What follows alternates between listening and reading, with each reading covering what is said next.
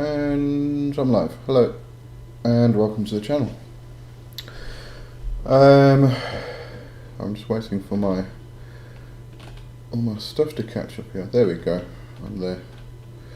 Let's just change.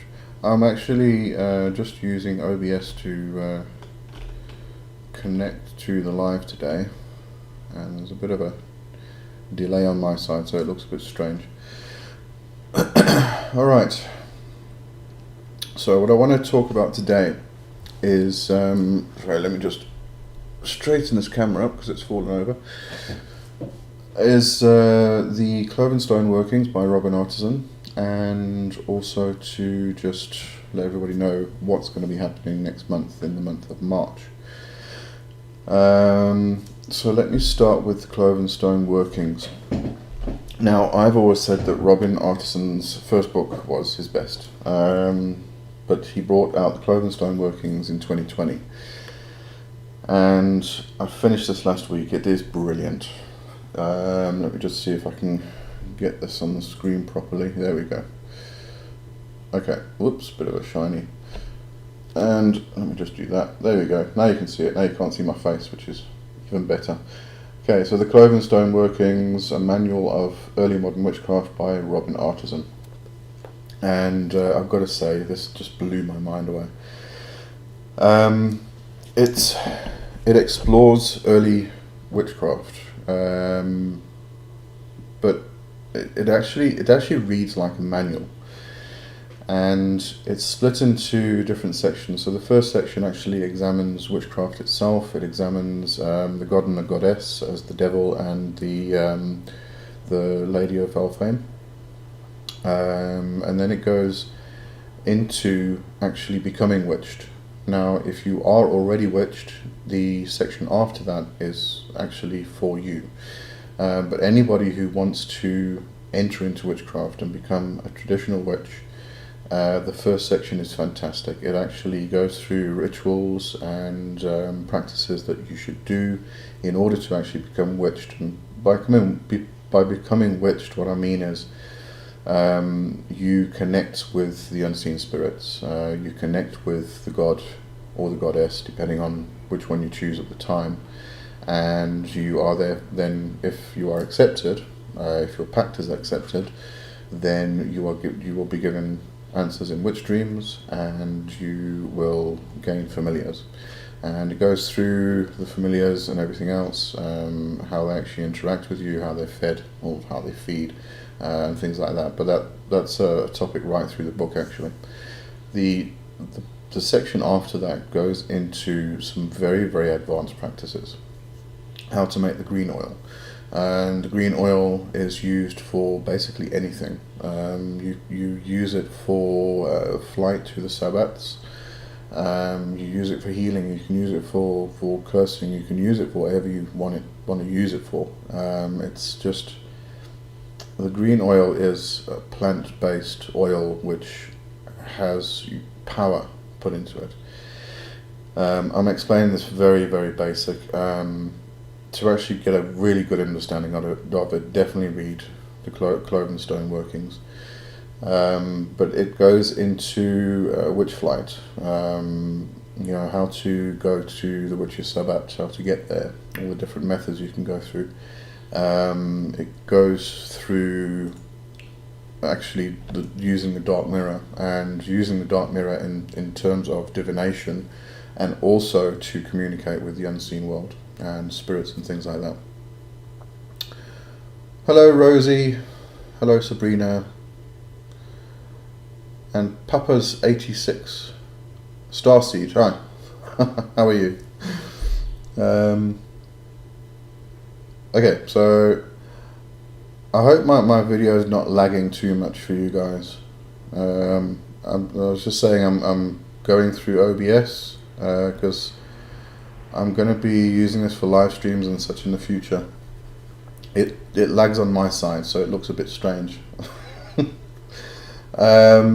Okay, so the Cloven Stone Working. So yeah, it goes into dark mirror practices. It goes into how to actually make the riding pole, and the riding pole is used for your journeys into the astral, or into the unseen world. I'm glad you made it live as well.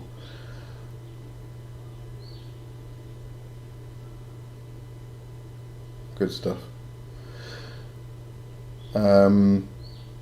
So yeah, it really is. It's just, as I said, Robin Artisson's first book is the one that I always said is just his best. This one has just overshadowed that one now. It's it's just brilliant. So that is my book recommendation for this month. This is a bit of a different end of month video than I usually do, because I'm not actually going to introduce a topic for next month. Next month's topics are going to be general, and my fun or exciting news is that every Friday's live will not just be me anymore. Well, next month anyway, we'll see how it goes. But from next month, the whole of next month, every Friday's live is also going to be with Reverend Kai. So we're going to be doing it together. I'll probably call it the Lee and Kai Show. Don't know yet. We'll think of something more corny. But we're going to be discussing a lot of different topics. Kai actually told me she's got a box full of cards which is filled with topics. So we're just probably going to randomly pick a topic and just talk about it.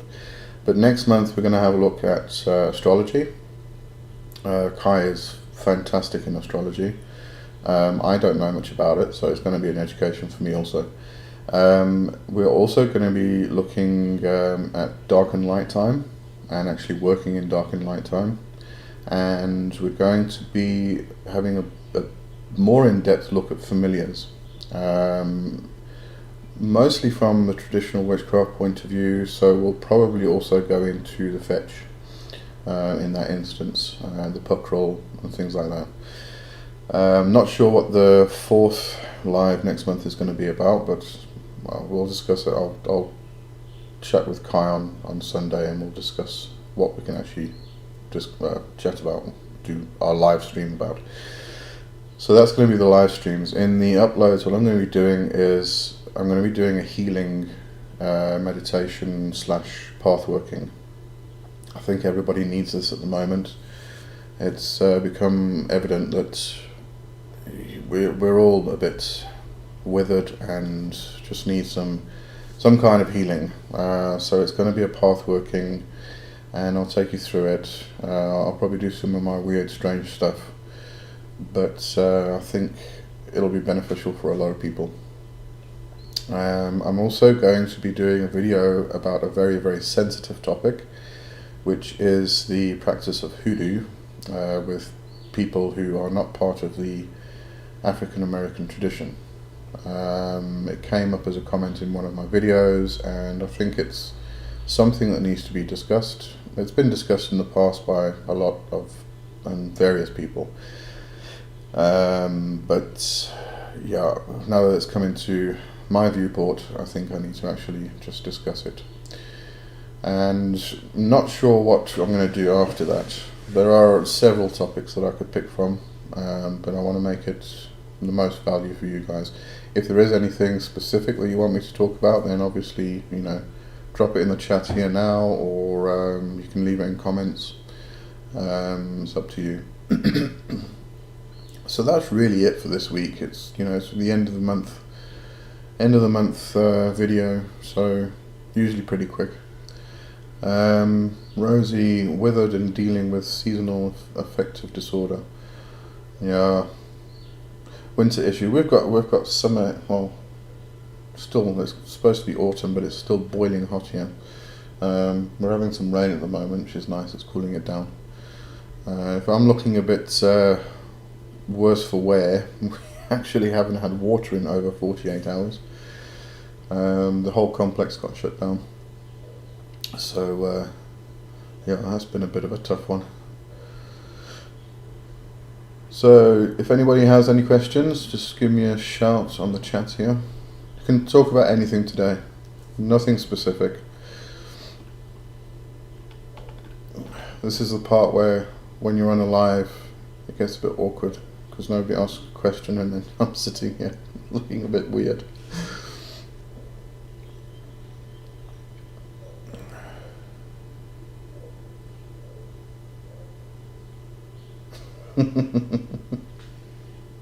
Oh no, from Rosie. I know.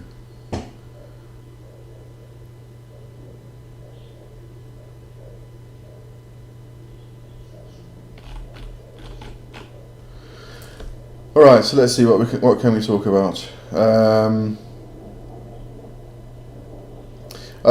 The month after April, I'm actually going to be doing, the topic of the month is going to be healing the energy body, which I've spoken about before.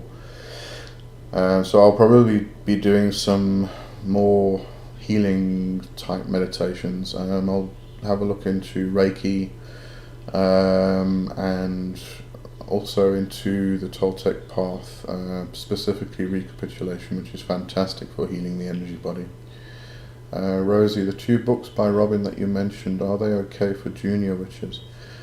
Yes, I would say so. What you'll find though is that there's a very big difference between traditional witchcraft and what you can probably term modern witchcraft. I don't want to insult anybody, but modern witchcraft tends to be a bit more light. Let's use the word light. Whereas traditional witchcraft is very earthy, very dark. Not dark as in evil, but I'd rather use the term earthy because it's really about getting your hands dirty, and it's based on a lot on Reconstructionism. So it does reconstruct a lot of the practices from the witches of old. So it can be very, very different to what you would find in modern witchcraft. So you're not mostly talking about crystals and you are talking about herbs, obviously, your walk cunning, but it's a bit more serious. I don't really know how to put it, actually, to be honest with you. So traditional witchcraft, you would be working a lot with the spirits, a lot with the unseen world. You would be working a lot with the Fae, and obviously when we talk about the Fae or the fairies, we're not talking about pretty little things with butterfly wings. We're talking about the real Fae, and they are not always nice. They can be quite severe sometimes, especially if you're working with nature spirits, plant spirits, tree spirits. Okay, that's not exactly Fae when we're talking about dryads and tree spirits and things. They are separate to Fae, but it's still the unseen world. So you do work a lot with the dryads, with the tree spirits, the plant spirits, and especially nowadays, I think they've been abused a bit too much.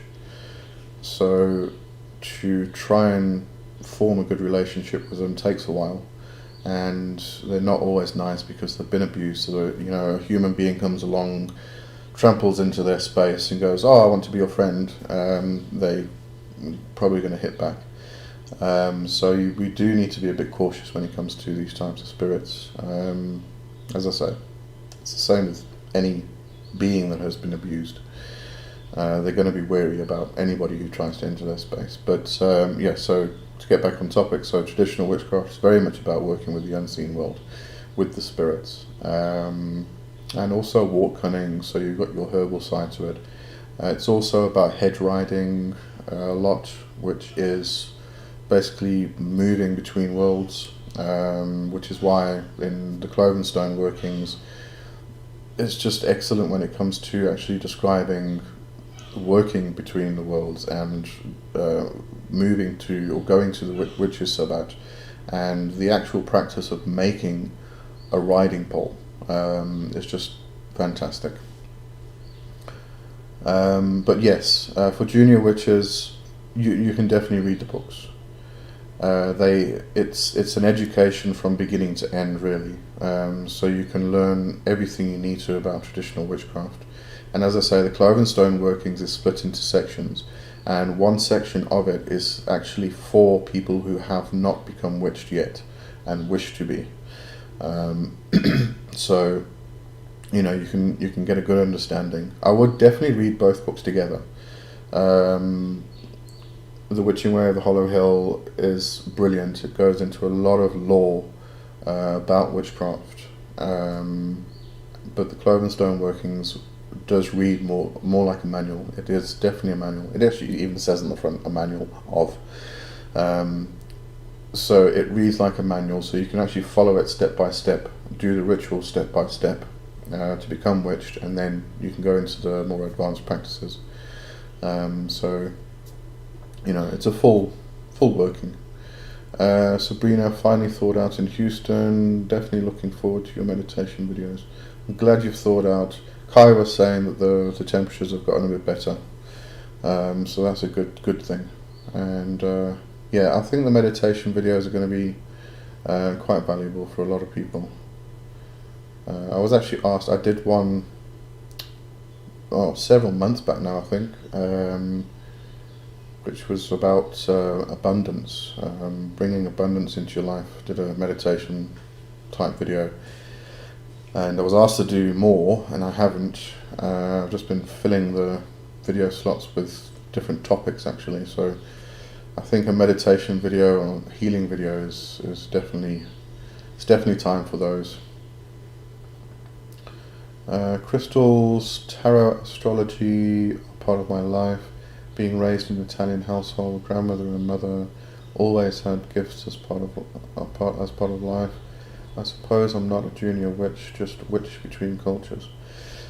Well, look, when I say modern witches are always on about crystals and stuff, I'm not trying to say that crystals are not part of traditional witchcraft either, because they are part of the earth. I think if you actually read the books and you read more about traditional witchcraft, you'll understand what I'm trying to get at. Modern witchcraft is very light and airy and fairy, whereas traditional witchcraft is solid. It's earthy. It really is. You can think of one as being up here and the other one digging into the ground. That type of thing. If you were raised in a household where folk magic was prevalent, then you'll probably find it quite fascinating, and you'll probably find a lot of tie-overs between this and what your grandmother and your mother actually taught you. And if being an Italian household, you might want to have a look at Strega, which is more of an Italian witchcraft tradition. But they all kind of tie in together. I think if you get a bit further afield, then you start moving away from a European basis. But if you look into Strega and you look into Anglo-Saxon traditions, and then you look into Norse traditions, you're going to find a lot of similarities. Because there was a lot of migration that happened, obviously, so it's all ties in together somewhere along the line. Strigeria. And was it Charles Leland who... Sorry, I've forgotten my train of thought here. Charles Leland rewrote the book, and I've forgotten the name. Okay, I'm going to forget about this line of thought because it's gone. It's lost me. But a lot of Wiccans actually follow that Charles Leland avenue as well.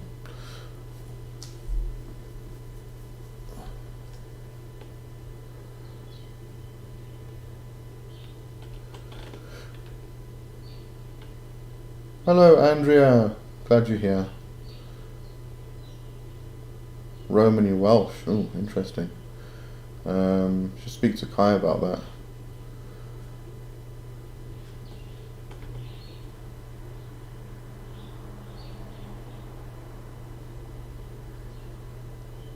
Well, your nan was just amazing anyway. So I forgot that I had my mocha. Let's drink my mocha.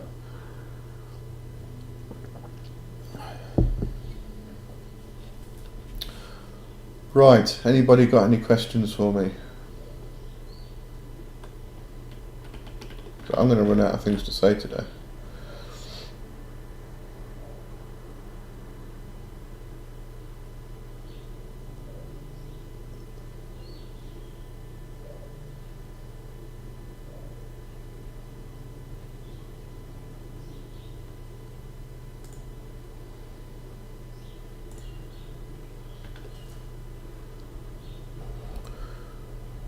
Andrea, just in case you got on late, I don't know when you hopped on.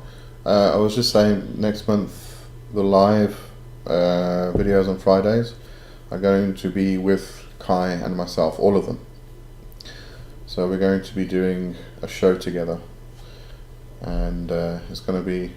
I think I have more to say when somebody else is there as well. It's a lot easier.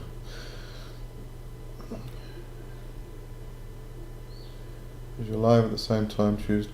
Rosie, the lives are only on Friday. It is at the same time this time. The Tuesdays are just normal uploads. I don't do a live on Tuesdays. It's only on Fridays.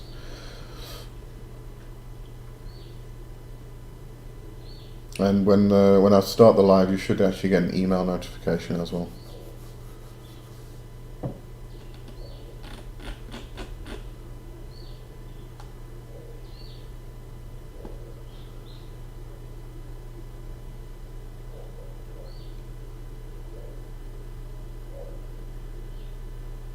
I just realised my mic's all the way over there. I'm just going to bring it closer quickly. So, excuse me if you hear a bump and a bang.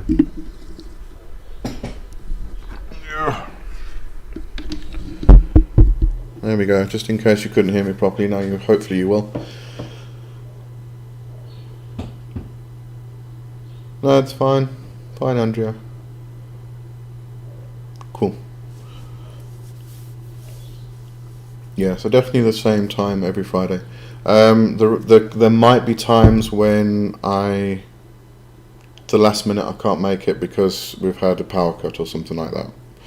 Unfortunately, I have no way of notifying everybody. I can't send community posts yet.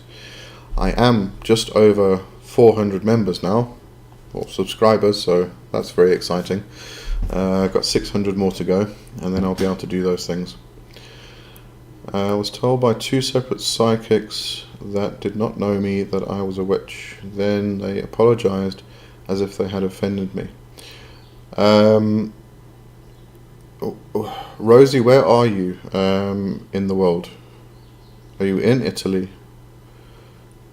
The reason I ask is because in some countries, if they actually use the word witch, then in some countries it can actually be offensive. Like in Mexico and areas like that, if you call somebody a bruja, which literally means witch, it can actually be quite offensive. To some people it's not, to a lot of people it is. And obviously, the word witch still holds a stigma that people think it's a bad thing. Oh, you're in Canada, that's right. No, I'm not sure why that. Well, it's probably because of a Christian-dominated world. We call somebody a witch, and people think it's offensive. They probably didn't know you that well, so they weren't sure what you were interested in. Andrea, sorry, my kidney. You must get that kidney, sorted out there. Can't have you being sick.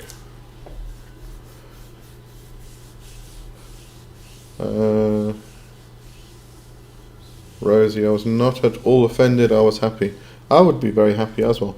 But as I say, because they probably didn't know you that well, to call somebody a witch can obviously be very offensive to some people, especially if they don't know it or haven't actually been interested in it.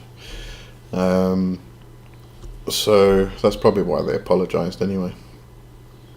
Andrea, we should all like and share. I'd love it if you liked and share. I actually wanted to say, I've probably got a lot more South African witches on the channel now, thanks to Dee and Damon. On some Facebook groups, they've shared a video of mine, and my numbers started climbing quite drastically. So if there's any South African witches watching this now, hello witches. Yeah, so that's quite exciting actually.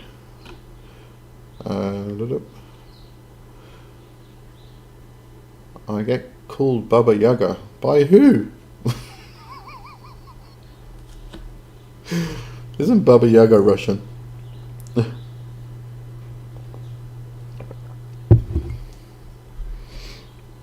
I'm not on Twitter, Rosie, no. I've actually just focused purely on YouTube. I'm on Facebook, obviously, but I was going to try and start an Instagram.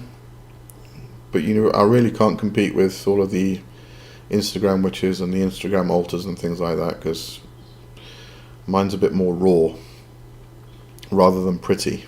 I don't really go for pretty. I go for practical and raw. It's not very interesting on Instagram. Not Instagram or Pinterest worthy, let's put it that way. But Twitter, I've never liked Twitter, to be honest. It takes too much time. So I'll focus purely on my YouTube channel.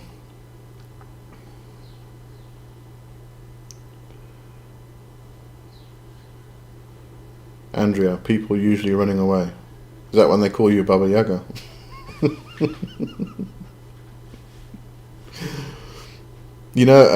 I was actually having a discussion with Kai a few weeks back now. I find it very interesting that I can, I'm in South Africa, and the crime's not worse here than in most anywhere else, really.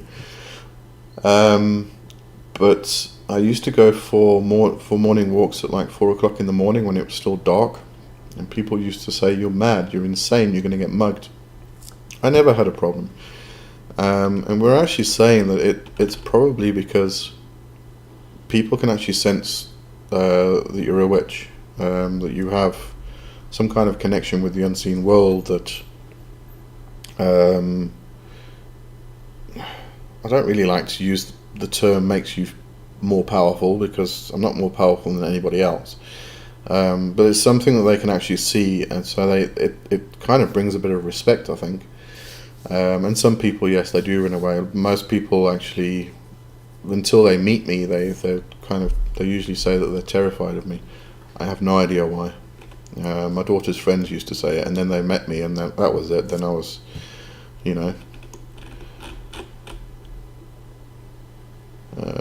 Rosie, I'm not on Facebook or Instagram, will never be. That's fine. I know a lot of people are actually getting rid of Facebook and Instagram.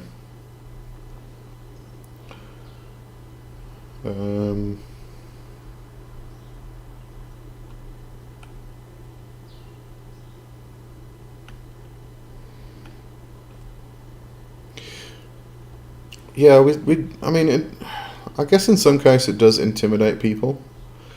But I found that, if I do go for a walk at 4 o'clock in the morning, and I do it every morning, there's usually the same people who come past because they're going to work or from work.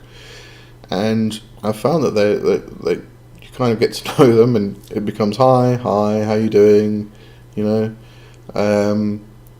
there's more of a respect, I think, rather than more than an intimidation. I have had situations where people are absolutely terrified of me. But once they get to know me, it's a bit of a different story. I'm a teddy bear.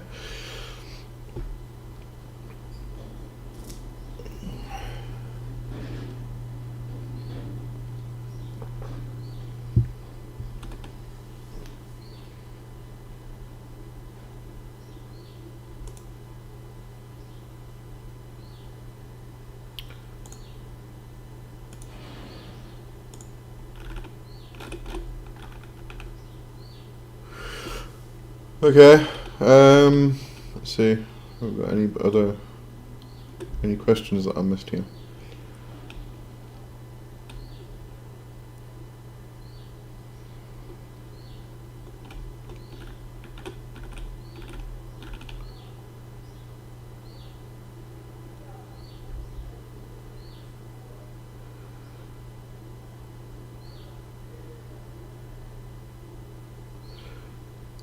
Yeah, they must. Starseed said they must sense something different about you, and then don't know how to approach you. I think it definitely is that. I actually remember some years back when I was studying Reiki. We used to meet as a group once a week, and one of the guys in the group, he actually walked in. He was like totally confused. He said he got to the petrol station. Now, at the petrol station, it's usually all black people working there, and obviously they have a great respect for the traditional healers, sangomas, and things like that. And he he said that the guy that attended him started calling him a sangoma, white guy, not the attendant, the guy in the group, in the Reiki group, white guy. So to be called a sangoma in this country is quite something. It's a great. It's all about respect, really. So, I mean, he hadn't even spoken to the guy. I didn't tell him anything about himself, and this guy was just calling him a sangoma, which was quite interesting. So, I think they are a lot more connected with that unseen world than the white folk here. A lot of them have become more technologically inclined, so they have become more removed. A Zulu friend of mine years ago, we used to sit and chat a lot, and he actually mentioned that he's still very traditional in his with his ancestral worship and things like that. He has the huts in his back garden where he goes and speaks with his ancestors. So he's still very traditional in his Zulu faith, but his brother has become more technologically advanced and has actually removed himself from the traditions. And there's a lot of that happening, which I find quite sad. But they do tend to be a lot more connected, I'd say. So they do actually sense it a lot easier. Rosie, has anyone been vaccinated? I don't know. We can't get vaccinated here yet. It's only the health staff and the doctors and things like that. And then they're going to start rolling it out to different sections of the communities. Andrea, Eastern European on mother's side of family. Oh, you're talking about Nan.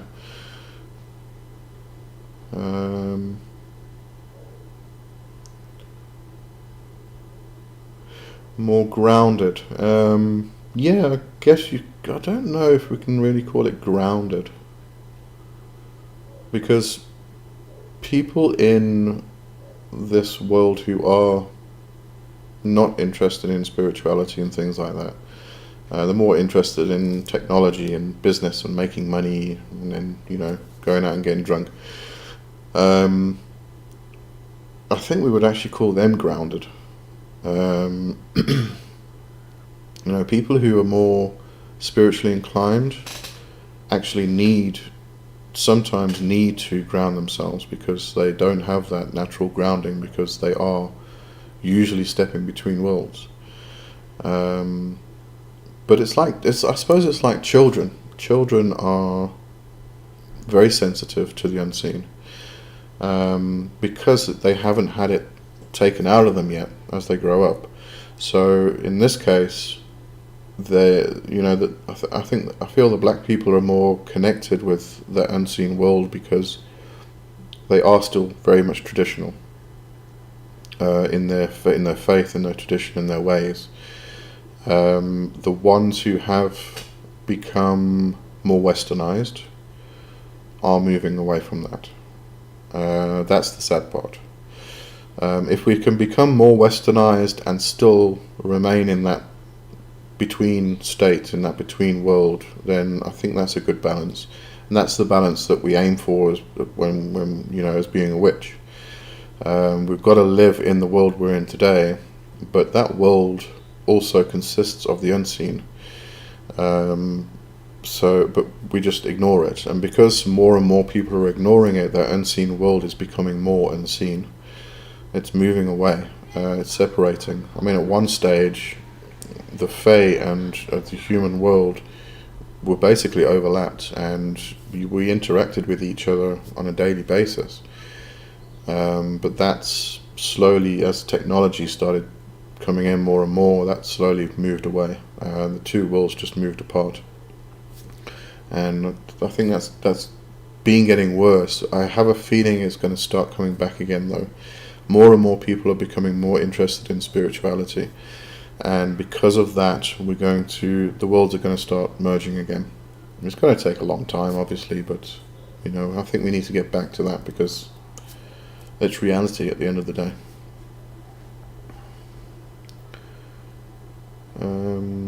Same here in Canada. Did I miss something? Same here in Canada. Oh, the vaccinations. Yeah, I think they've got to roll it out to the support staff first, the health workers, the doctors, and things like that, because they're dealing with this on a daily basis. Baba Yaga Roja. You're just making me make noises now, aren't you? Yep, mother tried to beat that out of me. That's a shame. It's actually part of what I want to speak about next month with healing the energy body and the Toltec way with recapitulation.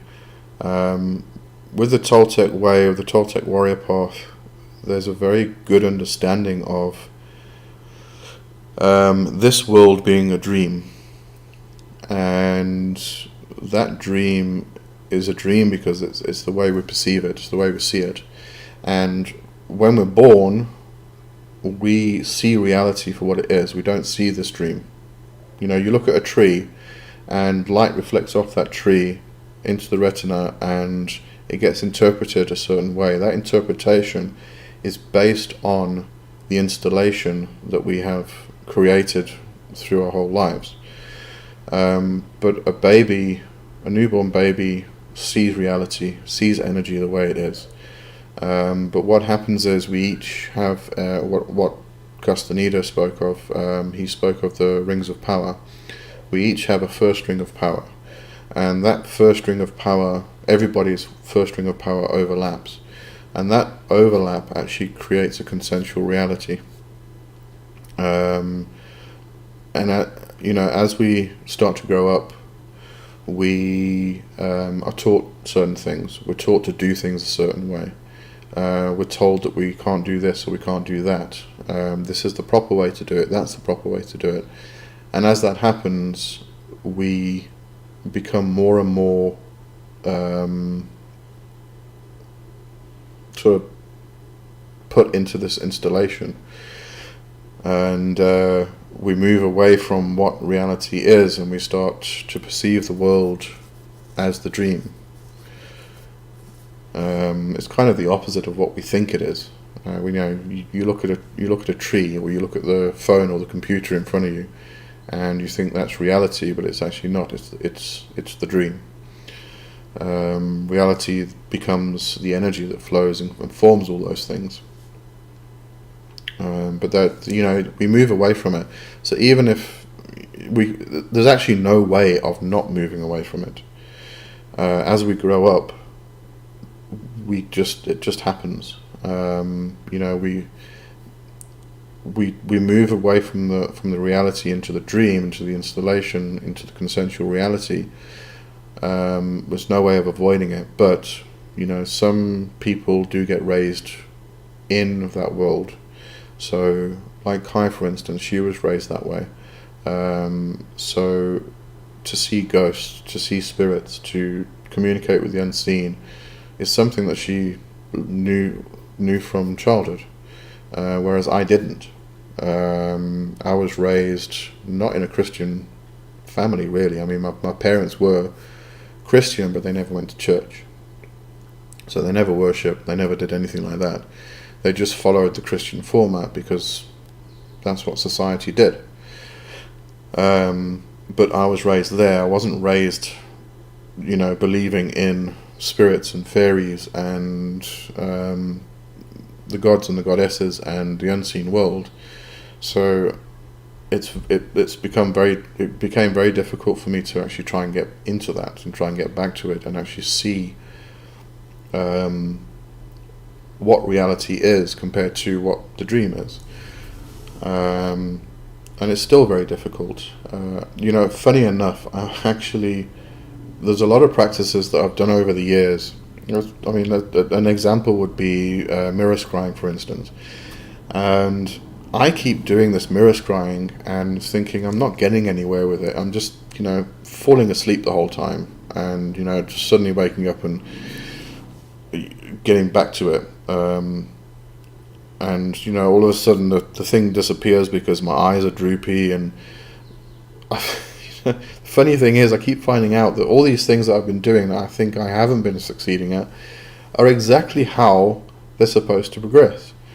But I didn't have any of that from the beginning, so communicating with the unseen world has become something that I've had to try and develop myself and try and understand how it actually works. Because when you begin with all of that stuff, especially with communication with spirits, you often think that it's just your imagination. So you talk to a spirit and then you think something, and it's just your imagination. The thing with that is that it is your imagination to begin with, but what happens is it then progresses, and as you continue to actually communicate with a spirit, you start moving into a liminal state, into a trance state. It can be a very light trance state, and as you move into that, the communication actually becomes definite. But at the beginning, you still think it's just your imagination, that you're just, talking about stuff and you're getting replies, but it's just you replying. But as you move on, you start to notice things like you get an answer which is completely out of the blue, something you wouldn't have even thought of, and you kind of wonder, okay, that's not something I would have thought of, so where the hell did that come from? And you start to realize that this is actually communication. It's not your imagination anymore. But you've got to get to that point in order to experience it so that you know the difference. I'm really rattling on today, aren't I? Everybody's gone quiet except me. I was just wondering if my life suddenly stopped and I didn't realise. So, yeah. I don't even know what we were talking about now. I've gone completely off topic, if there was a topic. Rosie, technology is okay, but spiritualism is much more interesting. I think they're both interesting, to be honest. I was actually saying to somebody the other day that we consider social media to be something that removes us from society, from those human connections that we used to have. And I'm sure all of us here remember a time when we used to go and visit friends when we were kids, and we used to go and play outside until the sun went down, and all of that human communication and the interaction has been moved away or disregarded really by social media, and that's how people have been seeing it. But I do find that, I don't know if it's because of the country I'm now living in, because it is quite different. The dynamic is quite different here. You don't really get to know your neighbours that well as what we used to do in the UK. So there's a big separation in this country. and it's not because of social media, it's just because of the dynamic. When my daughter was growing up, for her to go and visit a friend, I'd have to drive half an hour just to drop her off, and then, you know, an hour later I've got to go back and pick her up again, unless she slept over. But there's a huge separation. In the UK, we just used to walk out onto the street, and, you know, Sundays all the kids were playing soccer up and down the street.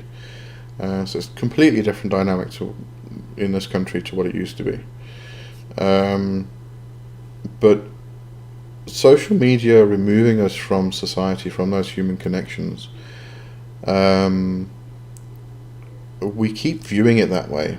But I think we can actually turn it around, because you've got to remember that with technology now, we can have a meeting with people, our family and friends overseas. I mean, I'm in South Africa, you know, Rosie's in Canada, Andrea's in the UK. Who else we got here today? Sabrina's in Houston. I'm not sure where Starseed is. But I mean, this is like all over the world. This is technology. So we can use technology to bring us all together again. And, you know, it might be across a screen. We don't have that same human interaction and connection, and, you know, we can't hug each other and things like that, but we can still come together, and we can bring that spirituality into it. We can do rituals online if we want to. You know, everybody can put on their cameras, and we can have a Zoom meeting or a Jitsi meeting, and everybody can do a ritual together. So I think every time somebody talks about something being bad for us, there's always a way to make it good, make it beneficial. What made me move to South Africa? I was 10 years old. It was actually a month before my 11th birthday. So it was 11th of August, and it was, how old am I now? 39 years ago. Yeah, it's going to be 40 years this year that I would have moved to South Africa. At the time, it was 1982, I think, or was it before? Yeah, it was 1982. It was the recession in the UK, and my dad had lost his job. He was retrenched, company closed down, and he actually had two offers. He was out of work for 6 months, and he had two offers in South Africa. One was in Cape Town, one was in Johannesburg. And he took the one in Johannesburg, and that's how we got here. I was 10 years old and terrified. That was probably the most traumatic experience of my life, I'm gonna say. But I made it through. I've got my own daughter now, who's absolutely gorgeous. Where is he? Andrea, have you been to Watkins Books? Andrea? Let me just check if she's still on here. Well, according to this, it's only Rosie and myself. Looks like everybody's dropped off. They'll probably come back again, I don't know.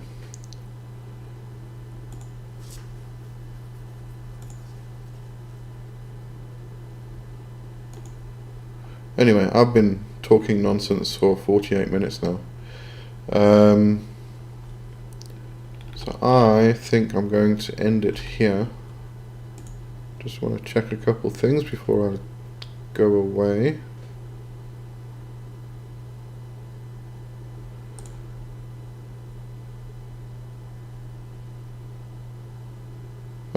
See, Sabrina's still here. A lot of this stuff on here I don't think is actually... Oh, now it's showing Sabrina. But if I look at my analytics here, it says that 5 people are on. Yeah. So I don't know. I think the system's a bit broken.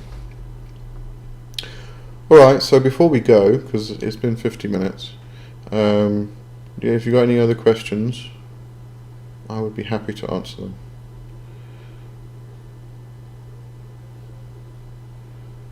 I have a video job interview. Wish me luck. I definitely wish you luck. I hope you get it.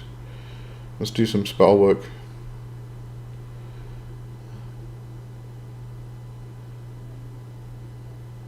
Sorry, a friend phoned me. That's okay. You got to answer for your friends. Alright, well, I'm going to end it here. Rosie, very best of luck for your job interview. We wish you all the best. And then next week, hopefully you can tell us you got the job. So, there you go. And as I say, next week is going to be the Lee and Kai show, which should be quite fun. Kai enjoys it as much as I do, so. Dunk, are you lurking? Dunk. Duncan. Dunk.